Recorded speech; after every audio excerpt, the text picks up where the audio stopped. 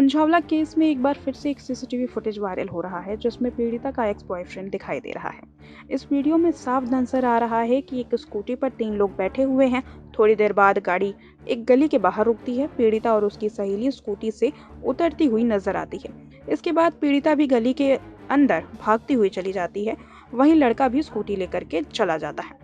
उसके तुरंत बाद तकरीबन 3 मिनट बाद ही पीड़िता और उसकी सहेली गली से बाहर निकलती है और स्कूटी पर बैठ करके दोनों पार्टी के लिए निकल जाते हैं। अब इस वीडियो के सामने आने के बाद सहेली का वो दावा फेल हो जाता है जिसमें उसने कहा था कि शाम से ही उसकी स्कूटी चलाने को लेकर के बहस हुई थी। इसके अलावा ये भी सवाल उठता है कि आखिर ये तीनों कहाँ से आ रहे थे। इसके अलावा अब दिल्ली पुलिस ने कंझावला एक्सीडेंट के केस में पीड़िता के दोस्त के साथ भी पूछताछ की।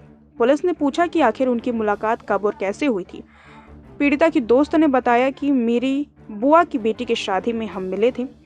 लड़के ने बताया कि शादी में हमारी दोस्ती हुई थी। उसने कहा कि 2 या 3 साल पहले ही पीड़िता से मेरा जो कुछ भी रिश्ता था वो खत्म हो चुका है।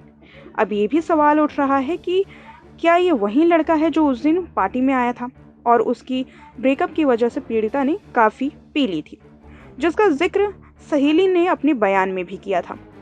अगर हाँ, तो ब्रेकअप के 2-3 साल बाद आखिर लड़ाई क्यों हुई? और अगर नहीं, तो वो लड़का कौन था?